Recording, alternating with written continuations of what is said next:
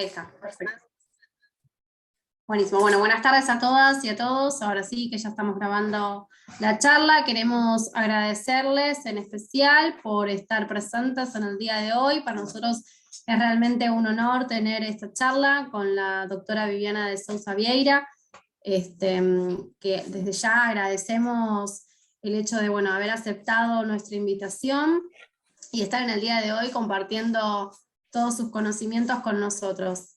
También les agradezco a todos por estar en el día de hoy, y les cuento que ella nos va a compartir una filmina que ya nos adelantó, tiene alrededor de 200 fojas, vamos a decirle así, en la que está repleta de fallos que ella nos va a estar pasando, y nosotros los vamos a estar difundiendo a través del grupo de WhatsApp de Abogados Jóvenes, que es el grupo oficial que tenemos de la comisión.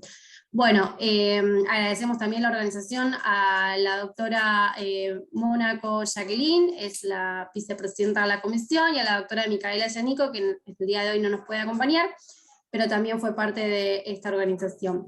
Bueno, sin más preámbulos, le doy el pase a la doctora Jacqueline Mónaco para que presente a nuestra disertante del día de la fecha. Simplemente les aclaro que al final vamos a estar leyendo las preguntas en el chat, ustedes las pueden ir dejando.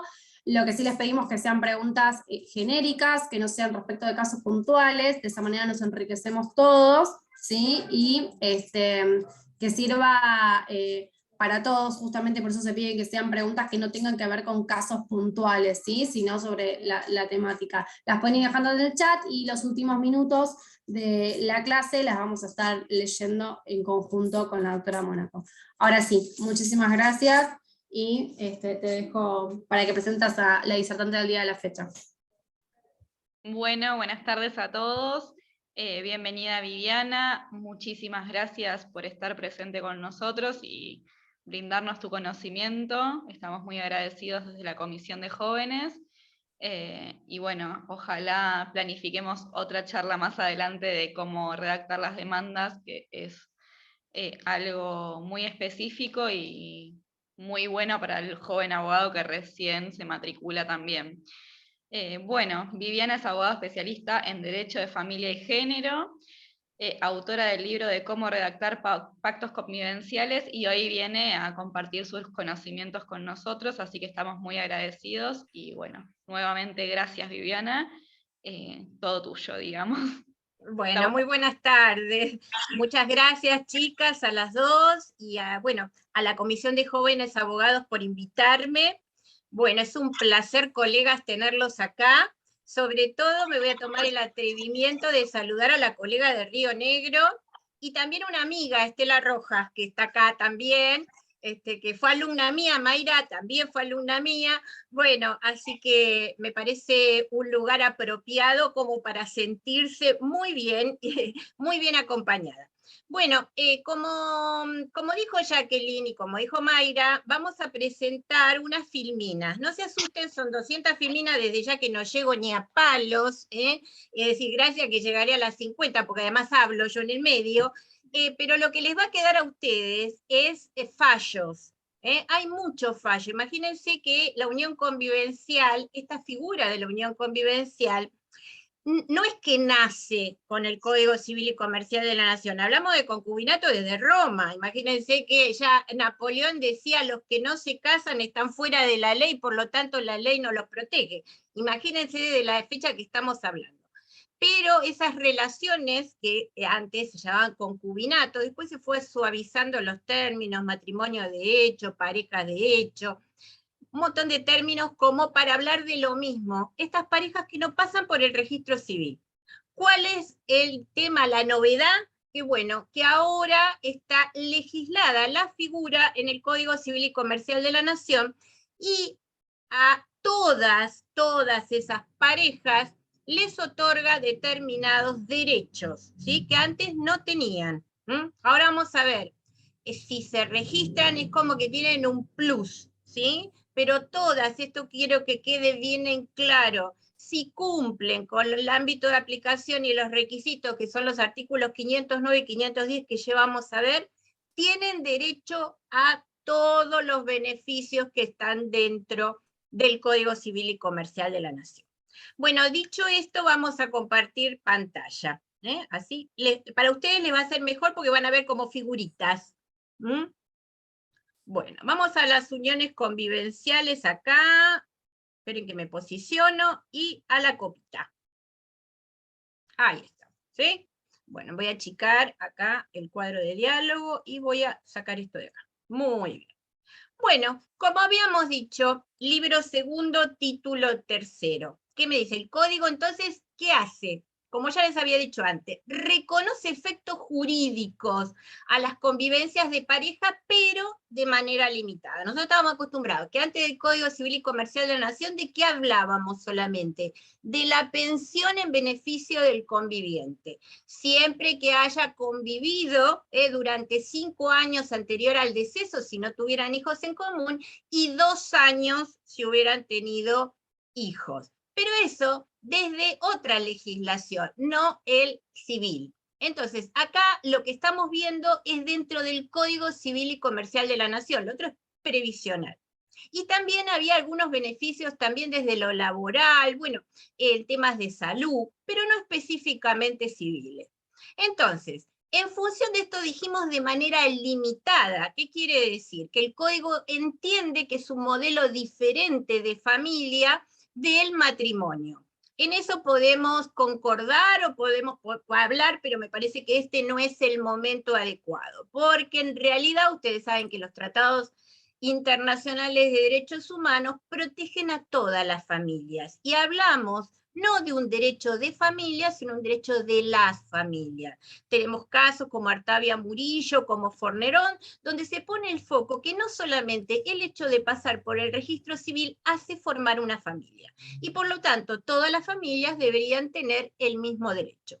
Pero vamos a ver que nuestro código en realidad es limitado los derechos que le otorga a los que no pasaron por el registro civil. Y entonces de esa manera mantiene diferencias entre las dos formas principales de organización familiar, que son la matrimonial y la convivencial. ¿Qué quiere decir esto? Que en el Código Civil y Comercial de la Nación, cuando se escribe, hay una tensión entre dos principios: la autonomía de la voluntad y la solidaridad familiar. ¿Qué es lo que quiero? Pero además, si no lo quiero o lo quiero, yo creo que la autonomía de la voluntad está en decidir qué modelo familiar yo, dentro de todos los que tengo, hay familias DINC, familias LAT, hoy no vamos a hablar de modelos familiares, familias multiespecie, hay miles de formas familiares. Pero hay otro principio que, independientemente de la autonomía de la voluntad que yo tengo para elegir ese modelo familiar, tiene que haber el principio, se tiene que respetar el principio de solidaridad familiar. Se cambió la terminología. Entonces, hoy hablamos, esto ya lo habíamos dicho antes, se trata de suavizar el término, porque concubinato venía de una raíz, digamos, romana, donde se relacionaba la cuestión sexual, nada más se ponía el foco en este tipo de uniones, digamos, ¿no? Eso tiene toda una larga historia, que tampoco es el día de hoy, vamos a hablar de eso, que es muy interesante. Pero bueno, nuestros codificadores entendieron que unión, entonces, refleja la idea de proyecto de vida en común, de dos personas y no individual, y convivencial, porque los miembros de la unión deben convivir conforme al 509. Después vamos a ver qué connotación tiene esto que yo estoy remarcando: convivir, convivencia. Y el 509, que trata de darme una definición, es en realidad lo que el código llama ámbito de aplicación. Es decir, tenemos muchas parejas, pero no todas las parejas forman una unión convivencial. ¿Cuáles son esas parejas que conforman una unión convivencial? A la unión basada en relaciones afectivas de carácter singular, pública, notoria, estable y permanente, de dos personas que conviven y comparten un proyecto de vida en común, sean del mismo o de diferente sexo. Vamos a ver que esto también tiene un punto de inflexión hoy en día, pero en líneas generales esto es lo que uno consideraría que es una unión convivencial, qué pareja forma una unión convivencial. Y me habla de relaciones afectivas. Bueno, acá quizás son dos amigas que viven juntas, pueden ser dos compañeros de estudios que no pueden solos alquilar, por ejemplo, un departamento y se unen para compartir los gastos. Bueno, sí, viven juntos, relaciones afectivas, y sí, son afectuosos entre ellos, pero no conforman una unión convivencial. Solamente con que sea relaciones afectivas no me alcanza. Relaciones afectivas también yo tengo con mi hijo, también tengo con mis animales, tengo muchas relaciones afectivas, pero acá le tengo que ir agregando cosas de carácter singular. Y acá hay un punto de quiebre, mírenlos bien, porque todos ellos conforman uniones convivenciales, pero como verán son más de dos. Acá tenemos a Gabriela Wiener, que es una periodista de un periodismo que se llama Gonzo, un periodismo que se mete, digamos, en la noticia para después escribir. Ella es peruana, y como verán acá convive con su esposo y su conviviente, y con cada uno tiene hijo. Acá falta uno. Este señor con la novia, digamos, de su mujer ha tenido una hija, y además ellos a su vez tenían un hijo, conviven todos. Y acá lo tienen a Ronaldinho, que deben haber escuchado hace unos pocos años que decían que se iba a casar con dos mujeres. Bueno, mucho más alejado de la realidad que eso no puede, pues eso sería bigamia, pero sí, él hace años que convive con ellas dos. Y después tenemos el más famoso, que lo vamos a citar hoy porque han desembarcado en la sociedad argentina, que es el régimen especial de Trieja. Estos tres eran cuatro en realidad, uno fallece y ahí empieza a visibilizarse esta situación. No la situación de que los tres o los cuatro convivían, sino qué efectos jurídicos tenían esa convivencia y si el derecho los acompaña o no en esto. Entonces, vamos acá, esto de singular, tómenlo como si fuera hoy en día. Hay un quiebre con respecto a lo singular. La poliafectividad, lo deben haber escuchado, la poliafectividad que ya viene de la socioafectividad. Hay una relación muy importante en socioafectividad y poliamor, pero también hay socioafectividad en el matrimonio y hay socioafectividad en las uniones convivenciales. ¿Cuándo nace esto? En el 2012. Cuando nace no, en realidad puede haber años de parejas que ya no serían par, porque serían pareja, serían personas que conviven con más de dos, 3, 4, quizás más, ¿sí? Pero ¿cuándo se empieza a legalizar? En el 2012, en el estado de Tupã, en San Pablo, Brasil. Ahí se legaliza una unión convivencial entre un hombre y sus dos mujeres, a través de una escritura pública redactada por un notario especializado en tesis doctoral de poligamia.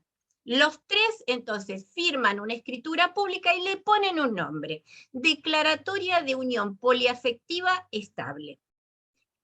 Vamos más adelante, en el 2016, otro hombre y dos mujeres formalizan su unión estable mediante una escritura registrada por una notaria tras 2 años y medio de relación, ya en Río de Janeiro, no en San Pablo. ¿Cuál era la intención? Volver pública su relación y establecer derechos patrimoniales y el poder pleitear en el futuro una declaración de impuestos de renta conjunta y habilitar la creación de un plan de salud familiar. Es decir, lograr tener efectos jurídicos. 2017, este es el que yo le decía, régimen patrimonial de Trieja, estos colombianos que son famosos. Bueno, esto es en Medellín. Estos eran cuatro personas que vivían juntas. Las relaciones eran muy largas si uno empieza a leer detenidamente el caso. No eran relaciones de 2, 3 años, sino de 15, 10, 20. Bueno, el tema acá que uno de ellos fallece. Cuando ese fallece, los tres que quedan se presentan a solicitar la pensión y tienen que pleitear contra la madre del otro.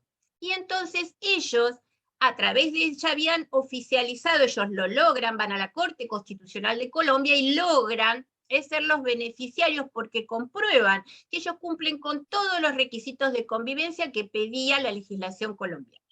Luego oficializan su relación a través de una sociedad patrimonial acordada por 3 personas. Y dicen esto ellos: no somos un trío, sino una trieja. Un trío es sexual y una trieja habla de una familia. ¿Se acuerdan que habíamos hablado de terminología concubinato y unión convivencial? El concubinato lleva una connotación sexual. Acá es lo mismo, no queremos trío, queremos poner el foco en lo que es familia. Y acá les dejo en la escritura.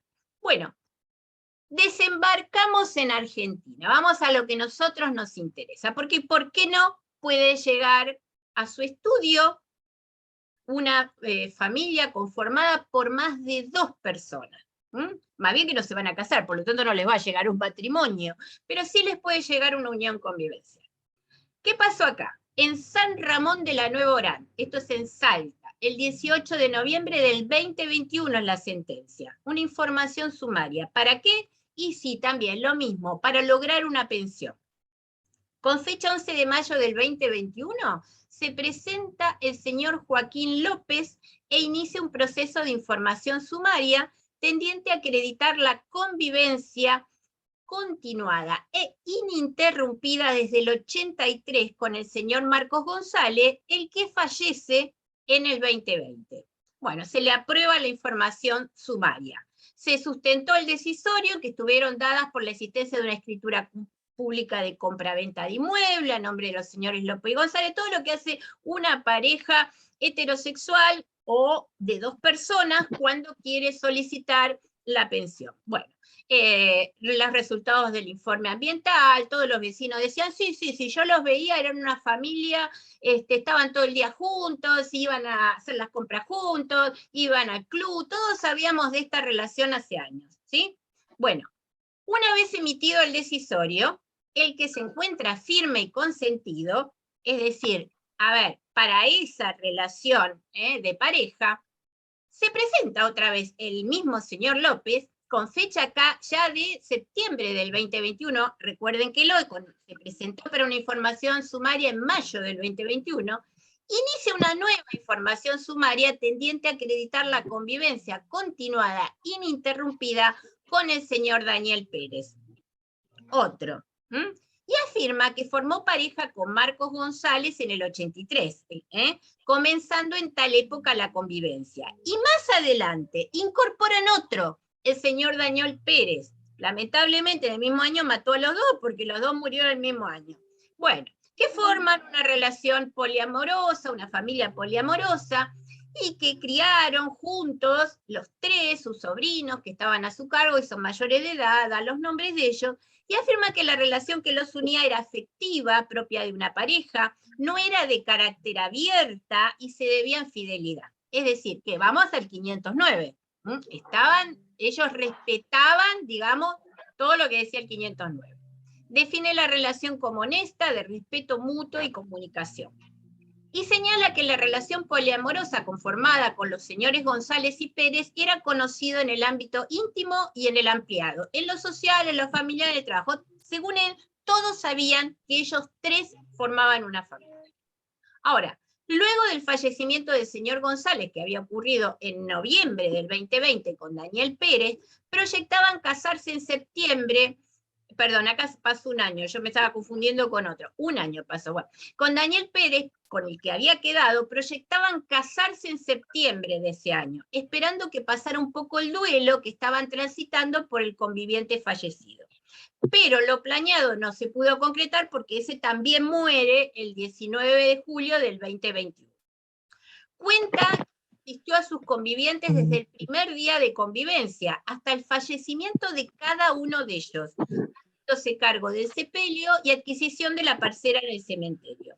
Entonces, en función de todo esto, él considera que le corresponde la pensión derivada con respecto al señor Daniel Pérez, es decir, el segundo. La primera ya la tenía, ya se lo habían otorgado. Bueno, acá había acreditado en la primera, él dice que en realidad no declaró la relación poliamorosa que mantuvo con el señor Daniel Pérez, temiendo ser discriminado y se silencia la figura de la unión convivencial poliamorosa. que cree que la sociedad no se encontraba preparada para aceptar una unión convivencial materializada por 3 personas. Y destaca que nunca imaginó perder en menos de un año a sus 2 parejas, y que otra vez que había planeado casarse con el que había quedado. Plantea la inconstitucionalidad del 509 del Código Civil y Comercial relativo al número cerrado de 2 convivientes, siendo que su relación de convivencia fue formada por 3 personas. Y solicita que se lo interprete a la luz de los artículos 1, 2, es decir, a la luz de los tratados internacionales. A su vez cita la jurisprudencia del Tribunal Constitucional Colombiano, ese que habíamos hablado recién, de ese régimen especial de Trieja. Ahora, la señora fiscal civil, comercial y del trabajo emite ya un dictamen negativo. ¿Por qué? Porque valora que los testigos no han expresado con claridad la existencia en convivencia de las 3 personas que se mencionan en la demanda, habiendo incurrido en contradicciones en relación a las expresiones vertidas en el expediente conexo.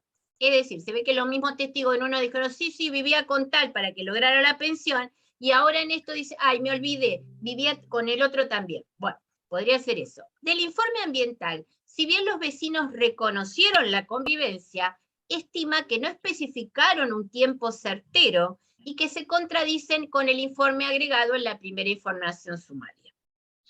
Dice que no deja de ser en lo sustancial una declaración, esto lo dice la fiscal, una declaración unilateral del propio interesado. De la audiencia realizada con el señor López subraya que en el primer expediente no se nombró nunca a Pérez, porque este nunca estuvo de acuerdo con iniciar el juicio, que solo Joaquín López estaba interesado en el juicio y le dijo que no lo inicie solo. Asimismo, la representante del Ministerio Fiscal recuerda que, como todo proceso voluntario, al no contar con el control de la parte contraria, la ponderación del valor probatorio debe ser más rigurosa, por lo que de la prueba colectada no surge el vínculo entre Joaquín López y Daniel Pérez, por lo que la acción, según ella, no debe prosperar. Empezamos con los considerandos. De los vínculos poliamorosos.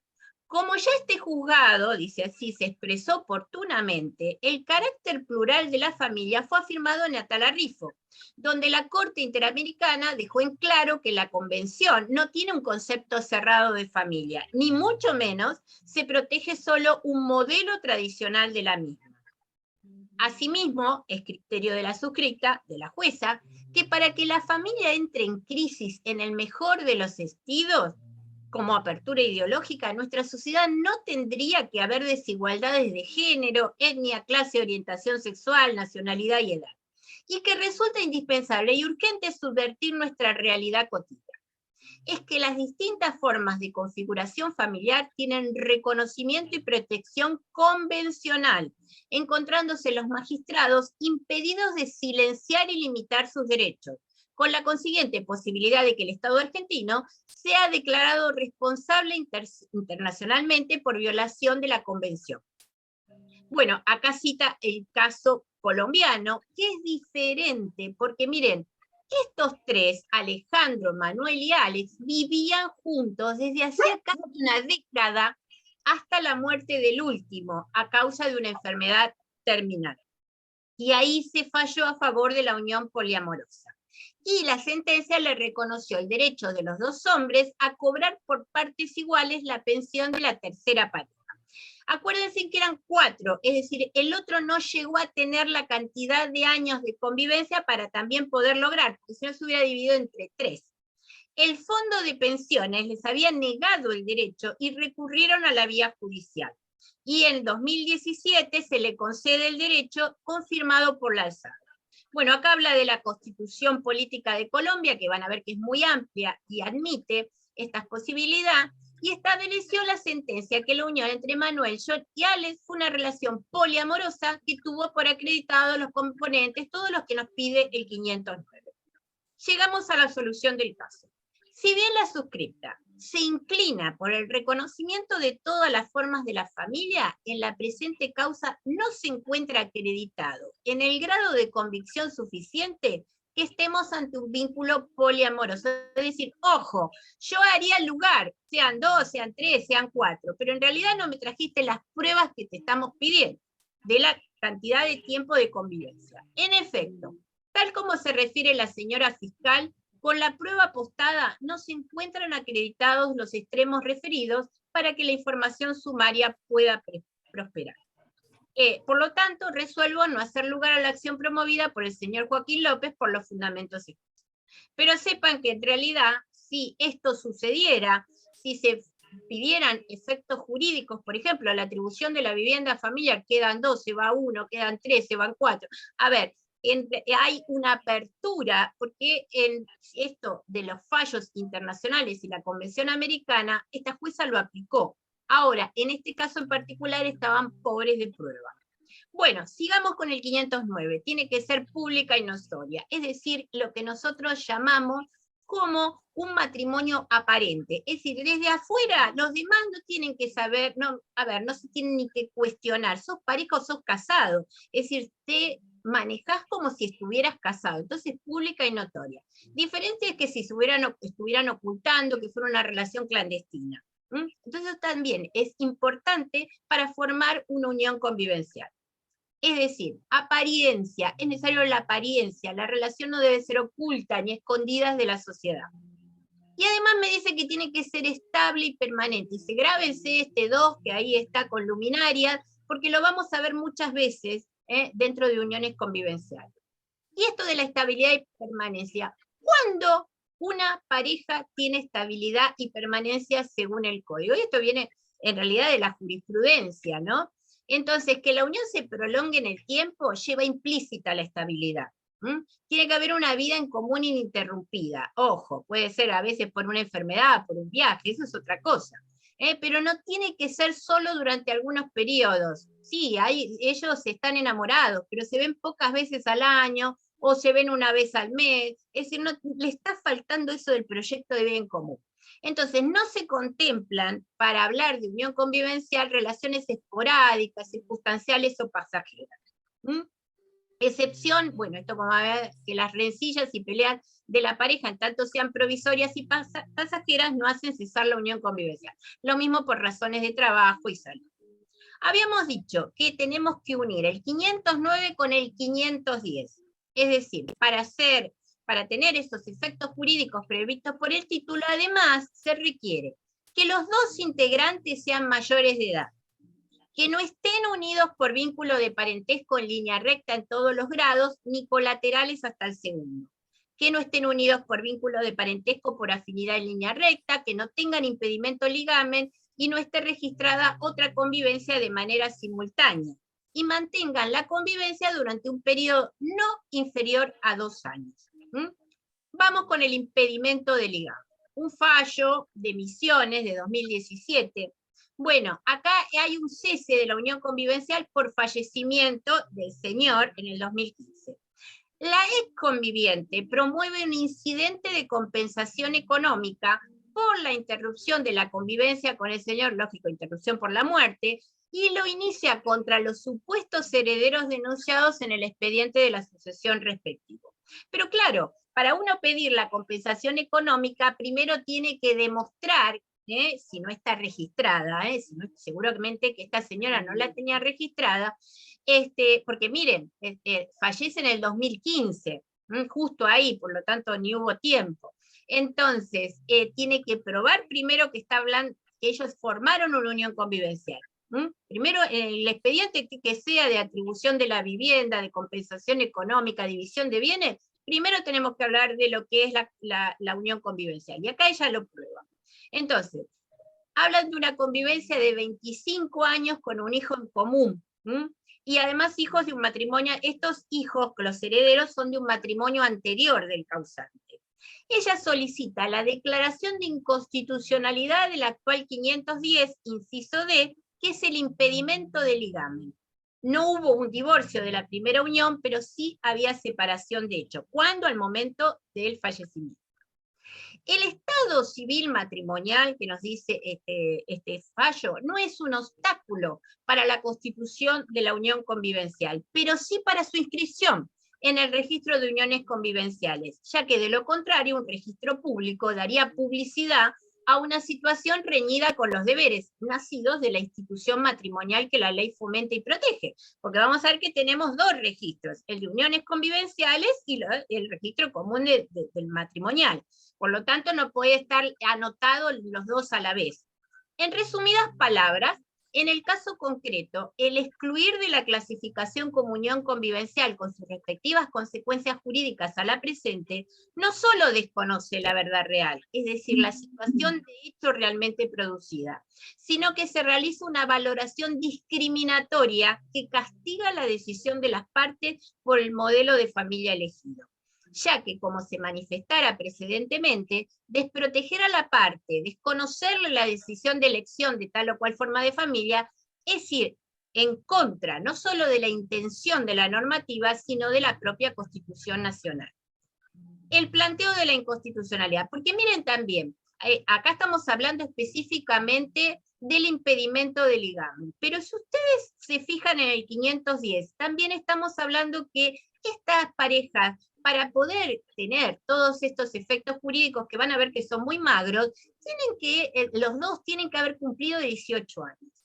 Si uno se plantea, en realidad, la mayor cantidad de las familias que eligen este modelo son personas vulnerables, que inician sus relaciones de convivencia quizás a los 16 o a los 17 años.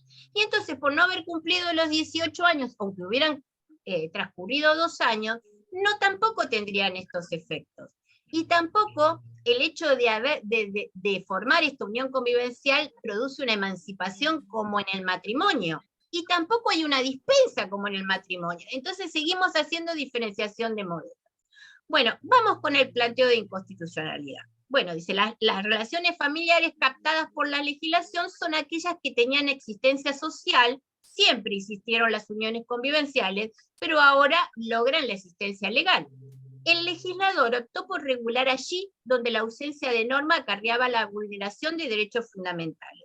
Las políticas estatales de captación normativa no se apartan, o más bien tienen como punto de partida el derecho internacional de los derechos humanos. Esto se debe a la necesidad de que no se dé por supuesta la vigencia social de un modelo único y eterno de familia. La señora Da Silva no pretende derechos generados por la vocación hereditaria, sino que le reconozcan derechos nacidos de la unión convivencial, en este caso de la compensación.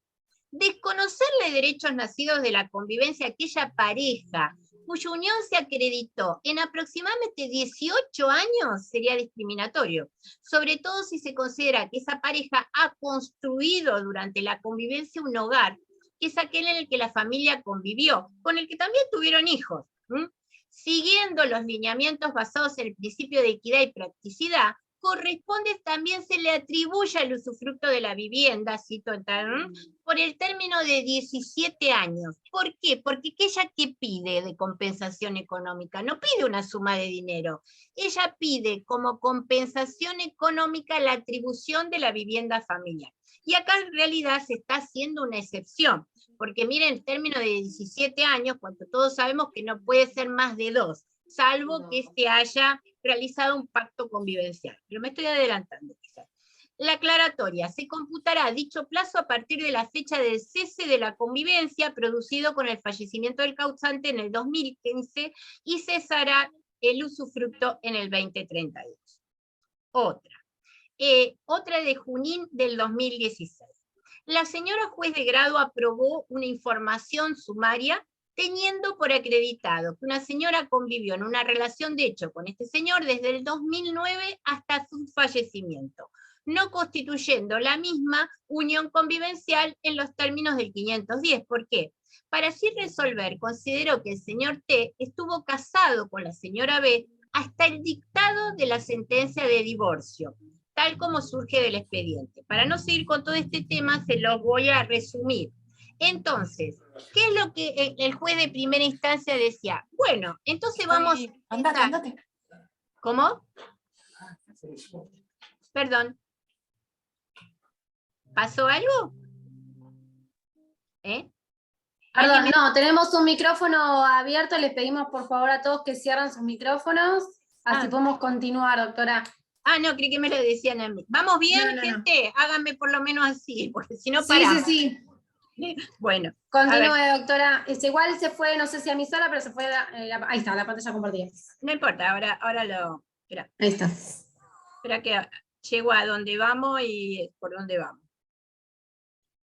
Bueno, en este caso en particular, yo se los adelanto para pasar a otros temas que también me parecen muy importantes. Lo que pretendía la jueza de primera instancia había resuelto que, como esta señora se divorció, ¿no? Después, por ejemplo, de 10 años de estar en pareja con este señor que había fallecido, había que empezar a contar desde ahí, y no llegaba a los 2 años. Pero aquí, que realmente habían estado unidos durante 10 años, y lo que realmente concluye es que uno tiene que interpretar todos los incisos del 2010, del 510, en forma independiente, ¿sí? Entonces, si uno tiene que empezar esos 2 años, desde el momento de que comenzó la convivencia, no teniendo en consideración que durante todos esos 2 años haya tenido o no impedimento de ligamen. El tema es que cuando ella viene a pedir, acá en este caso en particular, la compensación económica o la atribución de la vivienda, ya estaba divorciada. Por lo tanto, no quiere decir desde el divorcio hasta que lo pidió, no alcanzó los 2 años. Pero ¿cómo? Entonces no le reconociste que vivió 10 años antes con esa persona. Entonces es no reconocer la unión convivencial. Bueno, esto lo pueden leer ustedes, está muy interesante, pero vamos a seguir con nuestro Power. Entonces, en función de todo esto, ya sabemos lo que significan uniones convivenciales, es decir, no todas las parejas, sino que las que reúnen estos requisitos, ahora se empieza como a pulir un poco cada uno de esos incisos del 510, y seguro que va a haber más. ¿Qué clases de convivencia tenemos? Es decir, las que han cumplido todo eso, bueno, entonces tenemos las que no reúnen los recaudos impuestos legalmente, que no son uniones convivenciales, son parejas, y las que reúnen, ¿sí?, los requisitos enumerados y quedan comprendidas dentro del régimen legal del título 3º, libro 2. Ahora, esas que cumplen con todos esos requisitos pueden optar por inscribirla o no inscribirla. Entonces tenemos 2 subtipos de unión convivencial. Las inscritas, y a otra que le vamos a poner un nombre, las no inscritas o de hecho. Entonces, las tienen que inscribir en el registro de uniones convivenciales según el 511, y tiene que ser solicitada por ambos convivientes. Después van cualquiera de los dos para el cese o para inscribir los pactos, ya no es necesario que vayan los dos, pero el 511 específicamente dice que tienen que ir los dos. Entonces, importante, la existencia de la unión convivencial, la extinción y los pactos que los integrantes de la pareja hayan celebrado se inscriben en el registro que corresponda a la jurisdicción local solo a los fines probatorios. ¿Qué quiere decir eso? Para yo tener todos estos derechos no tengo que inscribir. Vamos a ver que no están así, porque hay un plus que para los que se inscribieron, pero en líneas generales todos tienen los mismos derechos.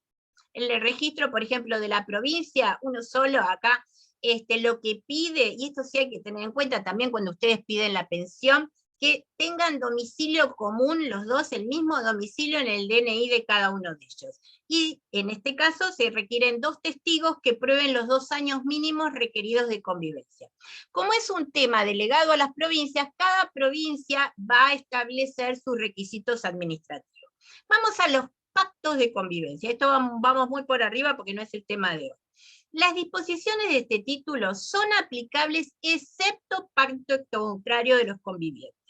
El pacto debe ser hecho por escrito y no puede dejar sin efecto lo dispuesto por los artículos 519, 20, 21 y 22.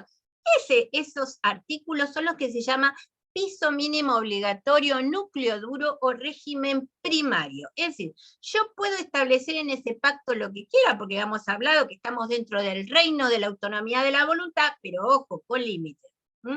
El pacto de la convivencia se diferencia de las convenciones matrimoniales que deben ser extendidas en escritura pública. En cambio, el pacto lo puede hacer por escrito. La forma no me habla de escritura pública. Si el pacto es realizado, entonces, ojo, en instrumento privado, no podrá inscribirse en el registro de la propiedad inmueble y no puede ser oponible a quienes contraten con uno de los convivientes. Por ejemplo, si existe alguna restricción a la disposición o administración de un inmueble, o se adjudica un inmueble o un bien mueble registrable, no solamente van a ese pacto, lo tienen que inscribir en el registro de uniones convivenciales, sino automáticamente en el registro, por ejemplo, de propiedad inmueble, registro de propiedad automotor, registro de aeronaves, si tienen suerte, registro de marcas y patentes, ¿sí? En este caso, tanto la modificación como la extinción de dicho pacto deberán ser hechos bajo la misma modalidad. La posible solución, porque habíamos hablado que en realidad la mayoría de las familias que eligen esta forma es vulnerable y no tienen plata para pagar un escribano, se podría establecer por una legislación especial que los pactos en relación a los bienes que se inscriben en el registro lo sean mediante un trámite administrativo, igual como pasa con el bien de familia.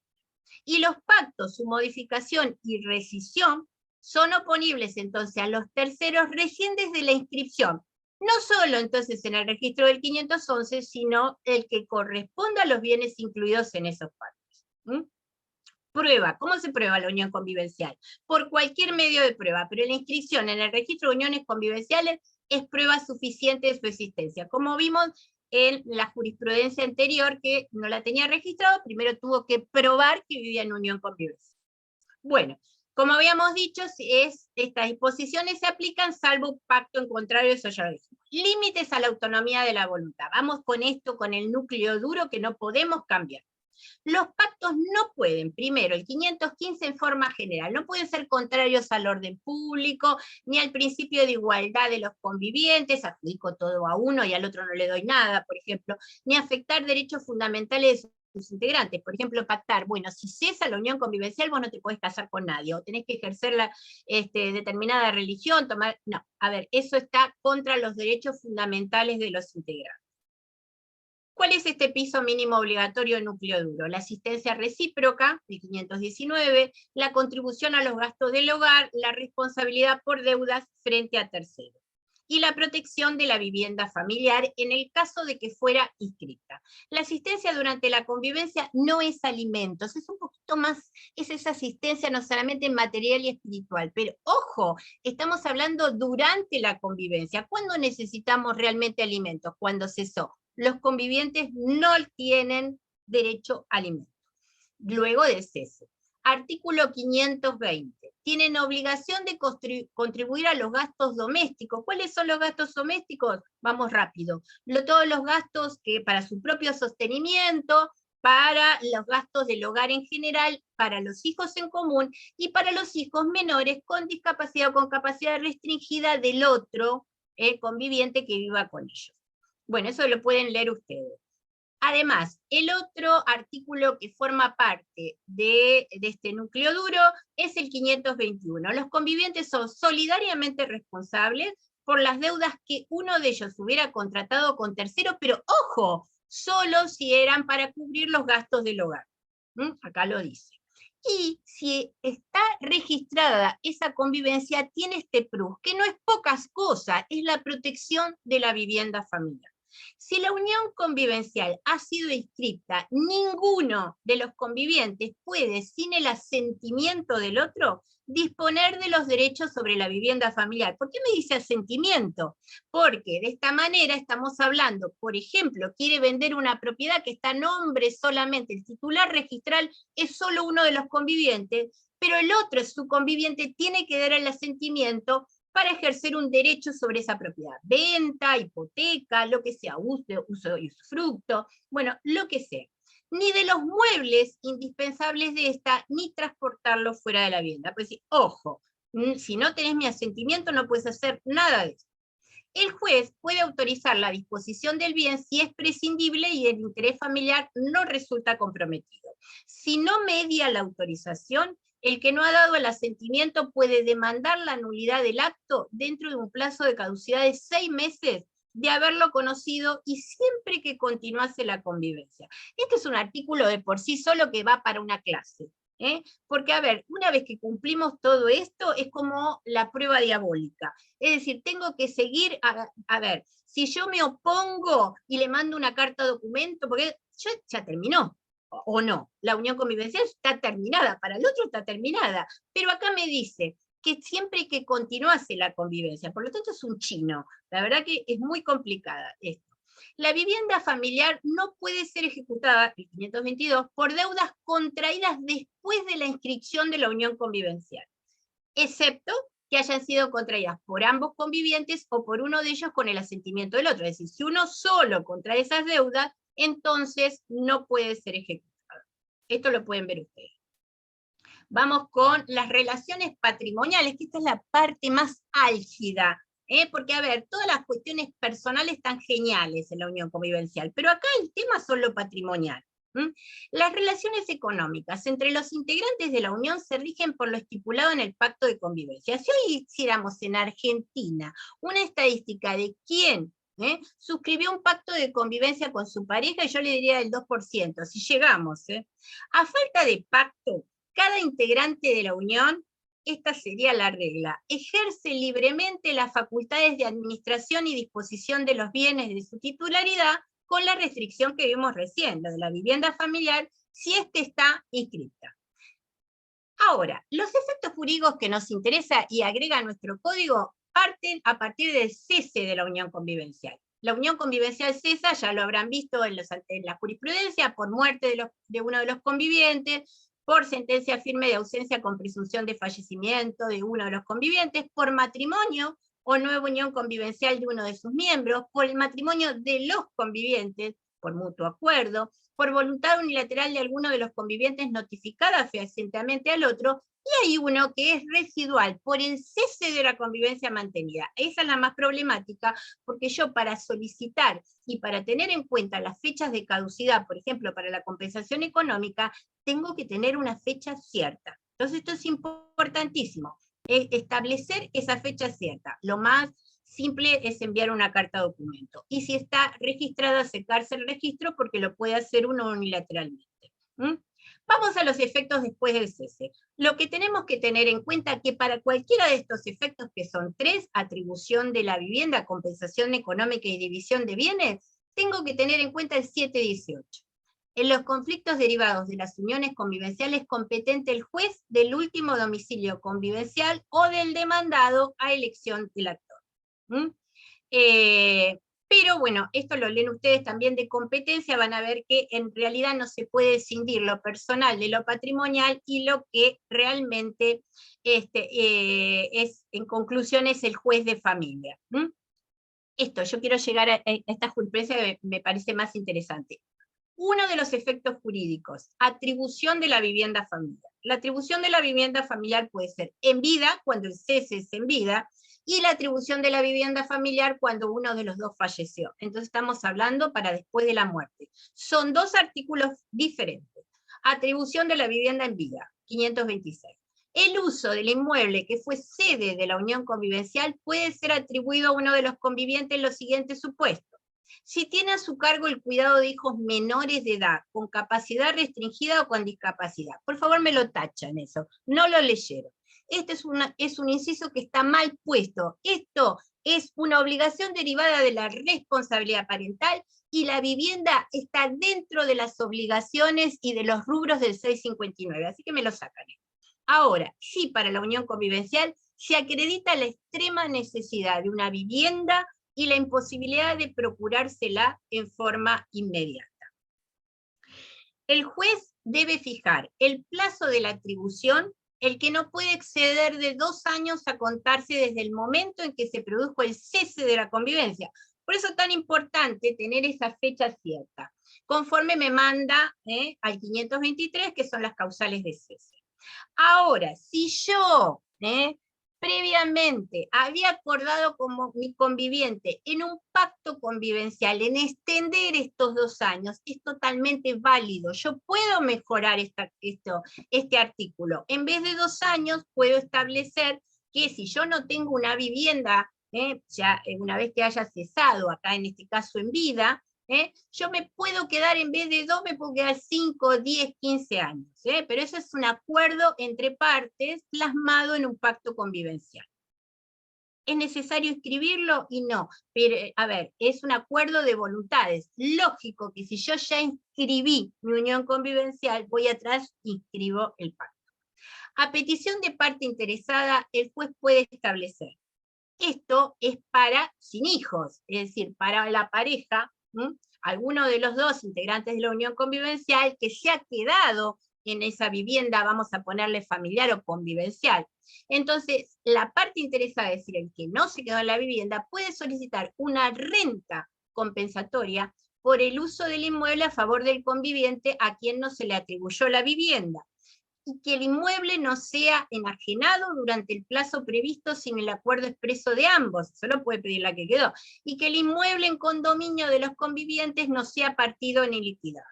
La decisión produce efectos frente a terceros a partir de su inscripción registral, porque esa sería una limitación, una restricción al dominio. Si se trata de un inmueble alquilado, el conviviente no locatario, es decir, el que no figura en el contrato, tiene derecho a continuar en la locación hasta el vencimiento del contrato y se mantiene el obligado al pago, más bien, siempre que pague, ¿no? Si no, va a recibir una hermosa demanda de desalojo. Y las garantías que primitivamente se constituyeron en el contrato. Eso van a seguir teniendo vigente hasta el vencimiento del contrato. El derecho de atribución va a cesar en los mismos casos que el 445, es decir, me remite al modelo matrimonial. El cese, entonces, el derecho de atribución del uso de la vivienda familiar cesa por cumplimiento del plazo fijado por el juez. Acá le vamos a agregar, o del pacto convivencial, por cambio de las circunstancias que se tuvieron en cuenta para su fijación, se ganó el loto, por ejemplo, y por las mismas causas de indignidad previstas en materia sucesoria. Pero ojo, acá me están hablando de unión convivencial, pero miren, tengo algún otro artículo que es mejor todavía, que tengo que probar menos para quedarme. El 1190, esta es la parte de los contratos. Si la cosa locada es inmueble destinado a la habitación, en caso de abandono o fallecimiento del locatario, la locación puede ser continuada en las mismas condiciones pactadas y hasta el vencimiento del plazo contractual por quien lo habite y acredite haber recibido del locatario ostensible trato familiar durante el año previo al abandono o fallecimiento. Si no tengo que demostrar que viví en unión convivencial, sobre todo si no la tengo registrada. El derecho del continuador en la locación prevalece sobre el heredero del locatario.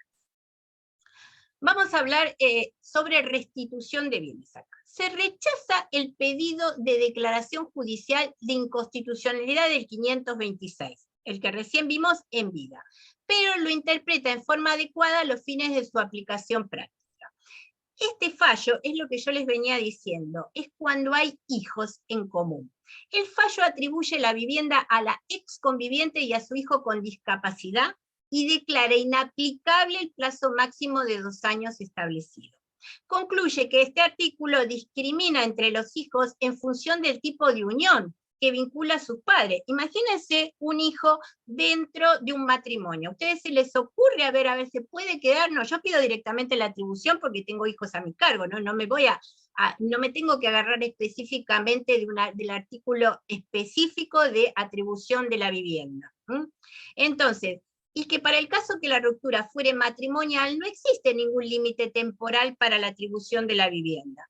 Cuando hablamos de hijos de una unión convivencial o matrimonial, obligadamente nos tenemos que referir al 659, no al 526. Vivienda es un rubro del alimento.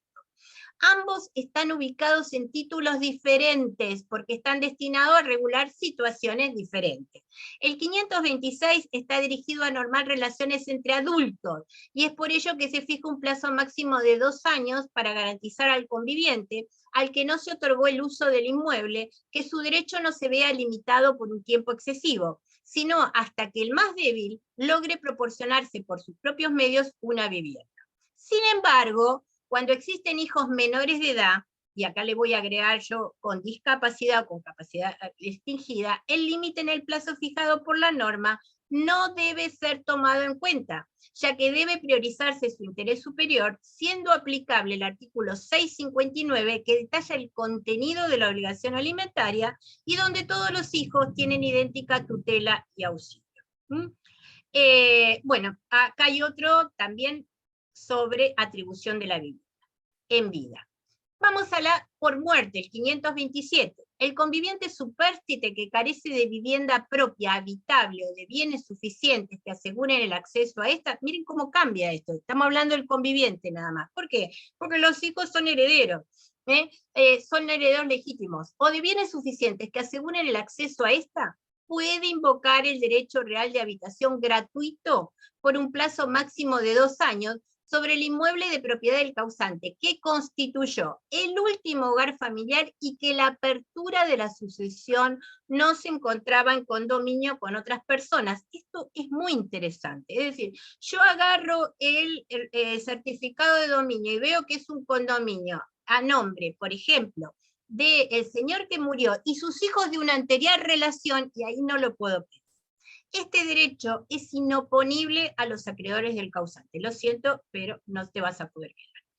Y acá el artículo 1894 nos dice que se adquieren por mero efecto de la ley la habitación del cónyuge y del conviviente supérstite. Y se extingue si el conviviente supérstite, mire, todo diferente a lo que es la atribución de la vivienda para la cónyuge supérstite, el derecho real de habitación que mejoró todavía. En cambio, miren acá, se extingue si el conviviente supérstite constituye una nueva unión convivencial, ¿sí? Es decir, la viuda puede llevar a todos los que quiera a la casa. Contrae matrimonio, la viuda se puede volver a casar. O adquiere una vivienda propia habitable o bienes suficientes para acceder a eso, es otra cosa. Entonces, miren todas las limitaciones que tiene por no haber pasado por el registro civil. Bueno, vamos con el tema acá. Esto también se los adelanto para ver si puedo llegar a compensación. ¿Qué pasa acá? ¿En qué carácter se encuentra, en este caso una mujer, que una conviviente que convivió con una persona durante, por ejemplo, 20 años, ¿sí? ¿Es un huésped? ¿Es un intruso? A ver, ¿o realmente es un poseedor? Porque la mayoría que inicia los desalojos, sobre todo los herederos del causante, estos hijos, ¿no? que seguro que van a heredar, porque son herederos legítimos, quieren quedarse con esa propiedad, ¿sí? Y entonces, ¿cuál es el argumento? Y no, es una intrusa. ¿A ustedes les parece que después de 20 años esta persona es una intrusa? Entonces, lo que hace acá, específicamente este fallo, es delimitar en qué carácter se encuentra viviendo esa persona dentro de esa propiedad. Y es una cuestión, ustedes van a ver que las cuestiones de género tienen más impacto en la unión convivencial, porque siempre, además de ser una relación que no está totalmente apuntalada por el sistema jurídico, cuando es una mujer es más vulnerable aún. Y entonces en este caso aplicó la Convención sobre la Eliminación de toda la forma de discriminación, la CEDAW, y la Convención de Belén do Pará. Y entonces, se hace una pregunta a la Cámara: ¿puede oponerse al progreso de la acción de desalojo en el caso concreto quien hubiera convivido por más de 20 años en el inmueble con el titular registral en aparente matrimonio, comportándose como dueña frente a los herederos de aquel? Dice, en el caso concreto la demanda ha sido entablada por los hijos del fallecido contra la codemandada conviviente de su progenitor. Recordemos que la sentencia quedó firme, bueno, eso no importa. De este modo, los accionantes relatan en su escrito liminar que la señora está obligada a la restitución inmueble por ser tenedora precaria. Y manifiestan que, bueno, resulta ser propietaria de otro inmueble, en este caso ella va a probar que está alquilado y por lo tanto no puede ir, y esto de que explota 2 rentas de fondos del inmueble tampoco, no lo pueden probar, y la demanda justificó su posesión manifestando: mi ingreso a la propiedad fue con anuencia de su propietario, y lógico, si tenía una relación sentimental por 20 años, Y miren esto también, la terminología, ella siempre habla del esposo, porque si ustedes cuando lean este fallo se van a dar cuenta que es una persona de mucha edad, ¿eh? Entonces, muchas veces se le pregunta a la gente, y este señor, porque cuando recibe una demanda de desalojo, y no, era mi marido, pero usted pasó por el registro civil, y no, yo no me casé, pero hace más de 30 años que vivo con él. Entonces es una cuestión cultural, creer, sobre todo a la gente mayor, que a través del tiempo, porque pasaba el tiempo, uno adquiría como ese título de ser esposa. Dice, es así que decidí alquilar la vivienda. Bueno, ahí cuenta toda la historia, ¿no? De por qué. Y acá la sentencia se basa también en tratados de derechos humanos, ¿no? El campo algodonero, bueno, en este caso por el género, por el tema del género, ¿no?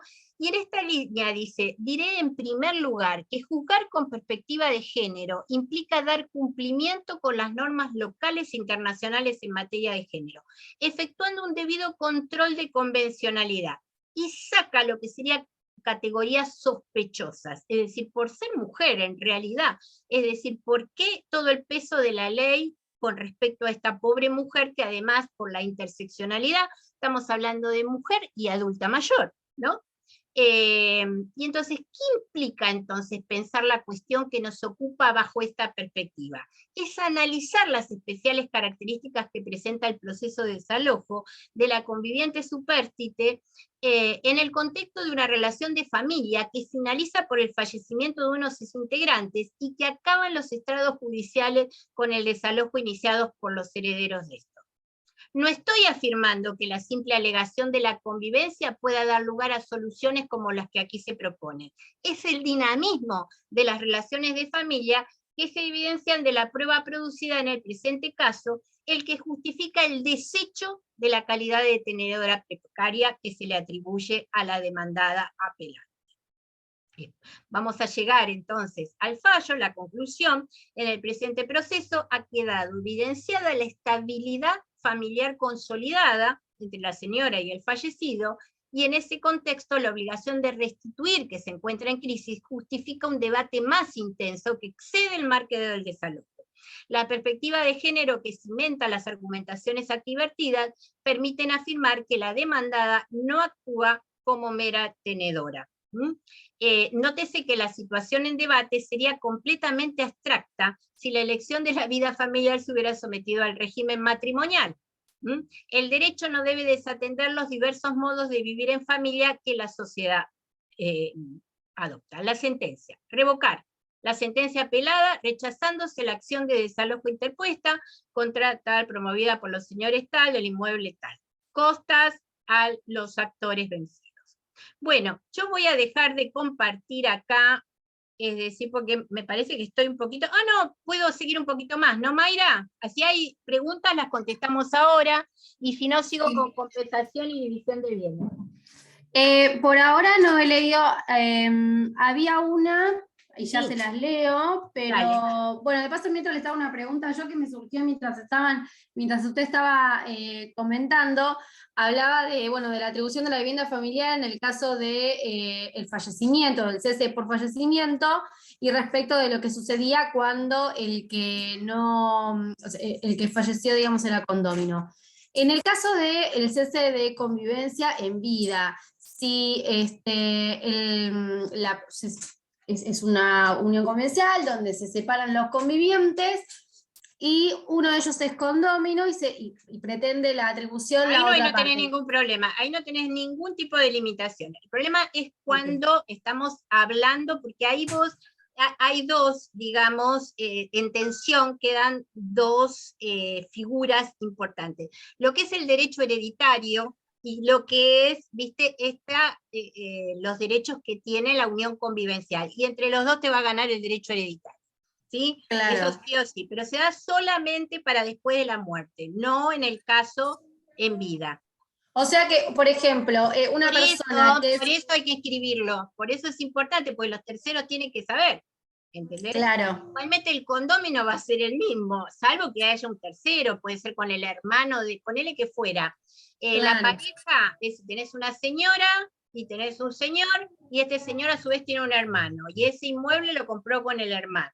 Y ahí tenemos que ver, porque también tenés principios generales del derecho que tenés que aplicar, lo que se llama el abuso del derecho. Porque si yo esa propiedad la saco del comercio durante, ponele 10 años, no es lo mismo que yo, por ejemplo, en un pacto convivencial de 2 años me vaya 4, ¿sí? Claro. Habría que ver quién, eso habría que llevarlo a la justicia si te consideras con mejor derecho.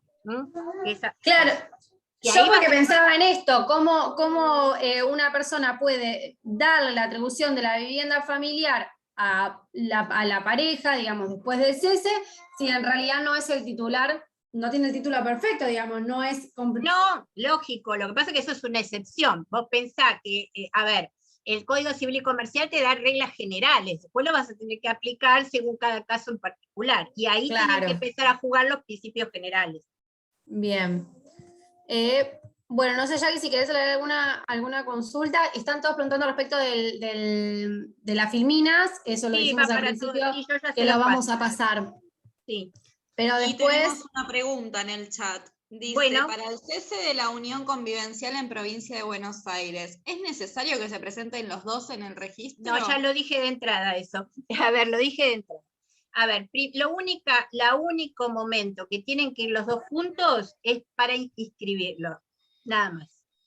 ¿Sí? Después solo con notificación. Si es que vas a inscribir, ojo, si es que vas a inscribir la unión convivencial, podés decidir que no escribirla, claro. Tranquilamente. Bueno, si quieren, sigo un poquito más, o tenés otra pregunta. No, preguntaban si se notifica mediante carta documento a la otra parte y listo, digamos. Sí, puedes hacer también por un acta notarial, depende cómo querés hacerlo, ¿no? La cosa es que al otro le llegue, no es que al otro le llegue, es que vos determinás cuál es la fecha cierta, como vos podés, esa autonomía de la voluntad, vos podés decir, hasta acá llegué, no le voy a preguntar al otro, ¿vos estás de acuerdo o no estás de acuerdo? No, yo te notifico que hasta acá llegó mi amor, ¿viste? Y por lo tanto, a mí me parece, sí, ¿viste? Porque realmente si vos te quedás con la última de las posibilidades que cese de la unión convivencial, ¿y cuándo cesó? Capaz que vos, el día que él te dijo me voy a comprar cigarrillos, ¿sí? Y no vino nunca más, y entonces lo estoy esperando todavía, estoy esperando que venga. No, para mí no cesó porque yo estoy enamorada. Bueno, pero a ver, el otro se fue. Hay que cortarlo en algún momento, porque claro, a partir de ahí empiezan a correr los términos, y eso es lo importante, ¿sí? Perfecto. Me quedan, si ustedes quieren, 15 minutitos. Vale. ¿Sigo? Perfecto, sí. Dale, 5 minutitos. Bueno, ¿qué estábamos? Ahí. En la compensación económica. Vale. Justo iba a empezar. Vale. Bueno, más bien, que la compensación económica tiene como fundamento el principio de solidaridad familiar y la equidad. Cesada la convivencia, el conviviente que sufre un desequilibrio manifiesto que significa un empeoramiento de su situación económica con causa adecuada en la convivencia y su ruptura, tiene derecho a una compensación. Esto es un espejo del régimen matrimonial. ¿Qué tiene que haber? Que se produzca un desequilibrio manifiesto entre un conviviente y el otro, que implique un empeoramiento de su situación y que tenga por causa adecuada la convivencia y su ruptura. ¿Cuáles son las diferencias con la compensación económica del matrimonio? Bueno, solo previstas para el divorcio vincular o nulidad cuando la ruptura se produce en vida de los cónyuges. No se contempla en la institución en la hipótesis de muerte porque es lógico. Nosotros, es decir, como se llama, el conviviente no es heredero legítimo, por lo tanto se trata de compensar de esta manera que no, que después, bueno, eso lo podríamos ver, ¿no? Forma de la prestación. ¿Cómo voy a poder o yo solicitar esta compensación económica? Porque uno piensa solamente que voy a pedir dinero en efectivo. Puede ser cualquier cosa que a mí me interese lograr. Puede consistir en una prestación única, es decir, yo quiero 8 millones de pesos o 30 millones de pesos. O en una renta por un tiempo determinado. A ver, es como que yo me gustaría recibir como un seguro, ¿viste?, de vejez, o como si tuviera una jubilación, y entonces una renta de tanta plata por mes. En ese caso, si va a ser por renta, se establece como máximo el plazo que haya durado la convivencia. ¡Ojo! La compensación económica, lo mismo que la atribución de la vivienda, no está dentro del piso mínimo obligatorio. Por lo tanto, yo esto lo puedo mejorar. Es decir, a ver, si yo hago un pacto convivencial, puedo decir una renta por 10 años, por ejemplo, un fideicomiso, un seguro específico, lo que necesite. Pero también puedo pedir la adjudicación de un bien, puedo pedir la atribución de un bien, puedo pedir que me pague la prepaga que yo no la puedo seguir pagando. Es decir, hay que abrir un poquito la cabeza con respecto a lo que yo pretendo como compensación económica. Podría ser también fijada una renta por un tiempo menor. Eso de podría ser fijada una renta por un tiempo menor, eso lo puede hacer la justicia. Porque la justicia como máximo va a tener el tiempo de la renta que establece el código. Entonces, ¿qué va a hacer? Por el tiempo de la unión convivencial. Lo más probable es que te ponga, si fue 20 años, que te ponga 5. Entonces eso es si lo estableces judicialmente. Bueno, las pautas para la fijación judicial. Puede ser acuerdo de partes, las partes ya acuerdan el contenido, la forma de las demás circunstancias de la compensación económica y se va, en ese caso, por las disposiciones que ellos han establecido. Es un pacto. La diferencia esencial con el divorcio, excepcionalmente la compensación económica derivada puede ser por tiempo indeterminado. Pero si no es por el tiempo, la cantidad de tiempo, eso ya lo habíamos visto. Cuando hubiera desacuerdo en alguno o todos los aspectos derivados de la compensación, será el juez quien deba determinar primero, la procedencia. Ojo con esto, cuando hablamos de compensación económica. Primero el juez tiene que ver si existió ese desequilibrio. Por lo tanto, tiene que hacer lugar a la compensación. Sí, procede una compensación. Una vez que el juez tiene claro eso, a ver, vamos a establecer el monto, que hay un montón de posibilidades causales, hay formas objetivas, subjetivas, hay algunos tipos de fórmulas matemáticas y financieras. Cada juez aplica lo que quiere. Casi siempre a veces toma esas fórmulas de derecho comparado también. La mayoría de nuestros jueces toma la subjetiva, es decir, lo del artículo, es decir, tener en consideración lo que dice el Código Civil y Comercial de la Nación. Entonces, dice sí, procede la compensación económica porque hubo un desequilibrio. Establezco un monto, ¿y ahora cómo lo pago? ¿Cómo lo va a pagar? Entonces, todo eso tiene que establecer el juez. Pautas para la fijación judicial. El juez determina la procedencia y el monto de la compensación económica sobre la base de diversas circunstancias. Esto es lo que yo les decía, es la modalidad subjetiva que toman los jueces. Lo que tiene que analizar es esto: estado patrimonial de cada uno de los convivientes al inicio y a la finalización de la unión. Desde ya que acá a veces es necesario un perito contador. La dedicación de cada conviviente brindó a la familia y a la crianza, acuérdense de 660, y educación de los hijos y la que se debe prestar con posterioridad al cese. Esto tiene mucho que ver también con la mirada de género. La edad y el estado de salud de los convivientes y de los hijos. La capacitación laboral, volvemos a lo mismo. Esto también es importantísimo. La capacitación laboral y la posibilidad de acceder a un empleo del conviviente que solicita la compensación.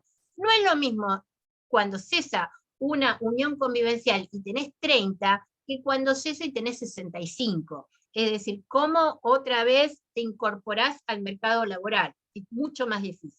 La colaboración prestada a actividades mercantiles, industriales o profesionales del otro conviviente, la atribución de la vivienda familiar. Y tenemos una caducidad. La acción para reclamar la compensación económica caduca a los 6 meses de haberse producido cualquiera de las causas de finalización de la convivencia. Pero les adelanto que los casos de violencia de género, entonces se toma en consideración en el momento que terminó en los hechos de violencia, porque durante que producidos esos hechos de violencia, la mujer no está como para ir a contratar un abogado y para interponer una demanda de compensación económica. Bueno, los modos de pago, como le había dicho, puede ser en dinero, con usufructo de determinados bienes, o de cualquier otro modo que fijen las partes o establezca el juez.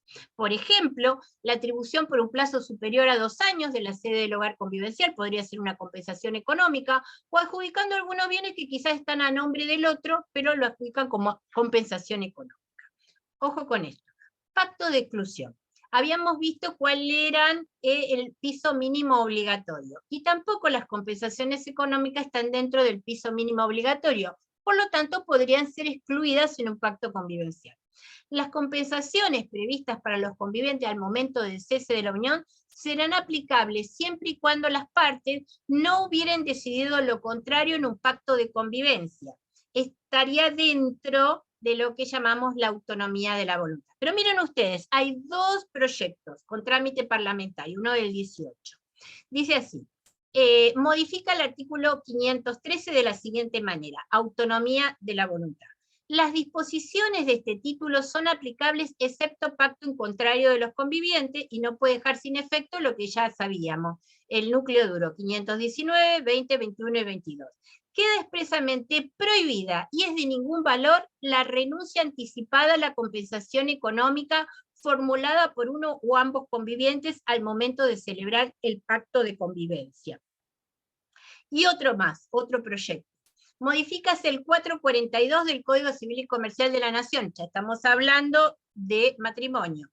Caducidad. A falta de acuerdo de los cónyuges en el convenio regulador, el juez debe determinar la procedencia y el monto de la compensación económica sobre la base de diversas circunstancias.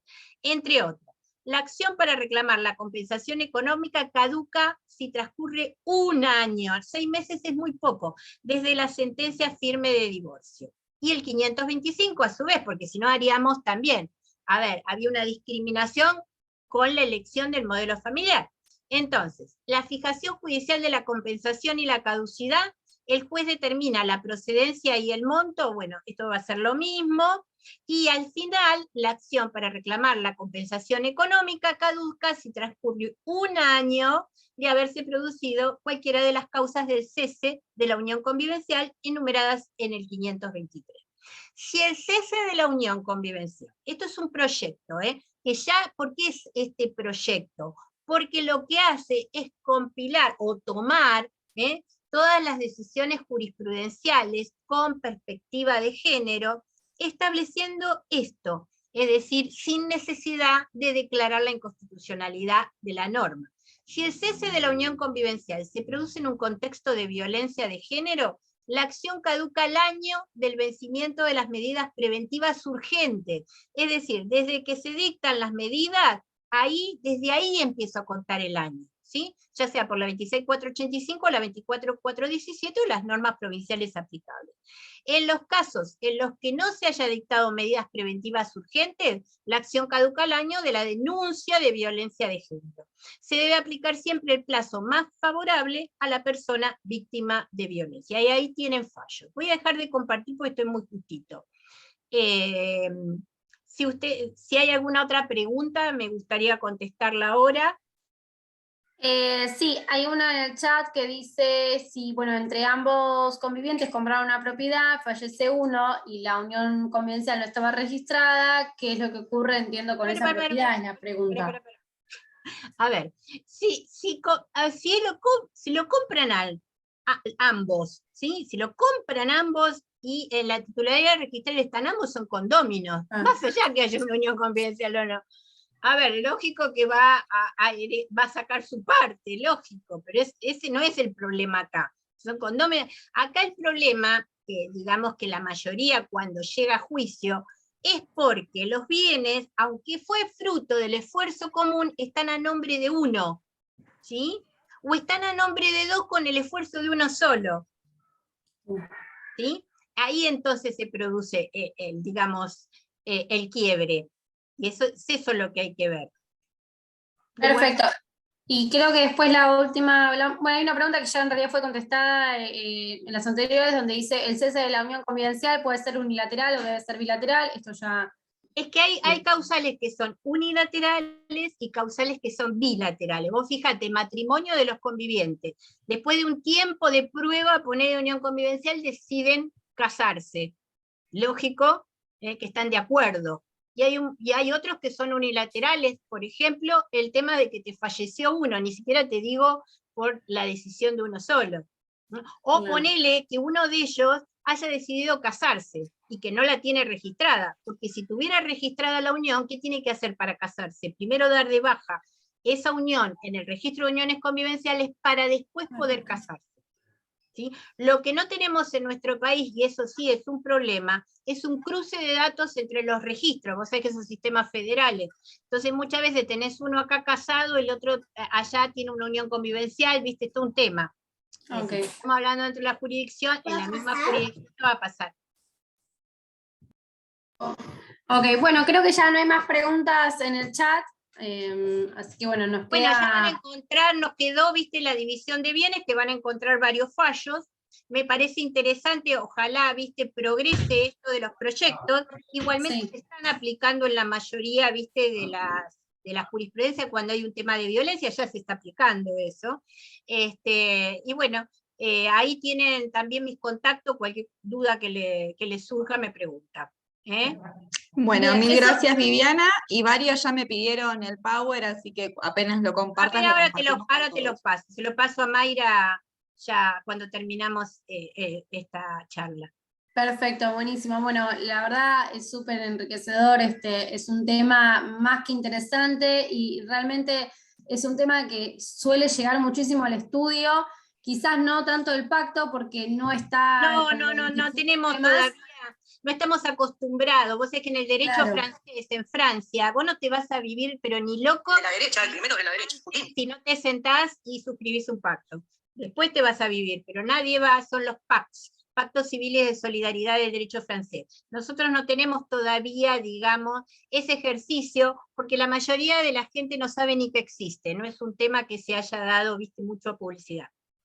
Claro.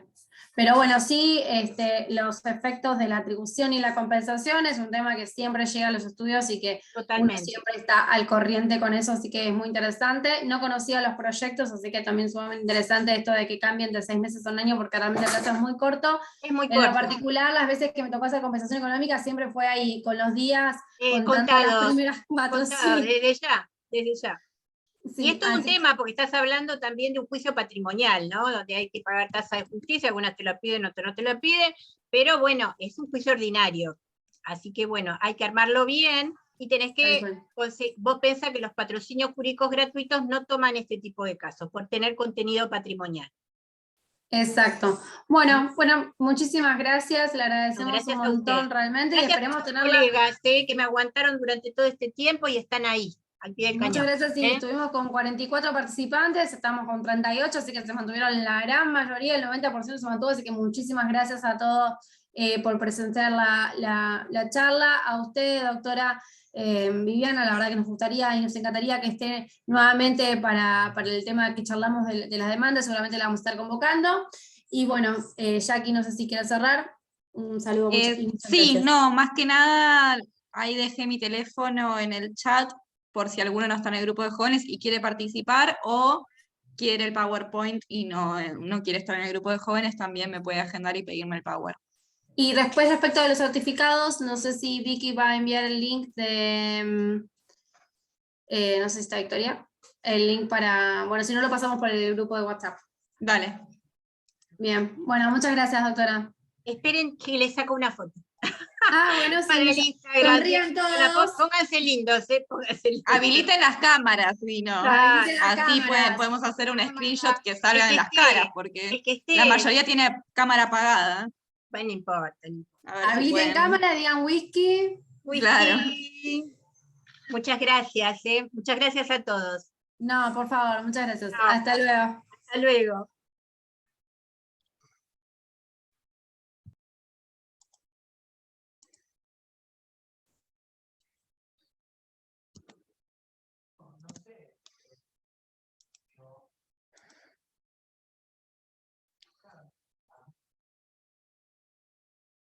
Bueno.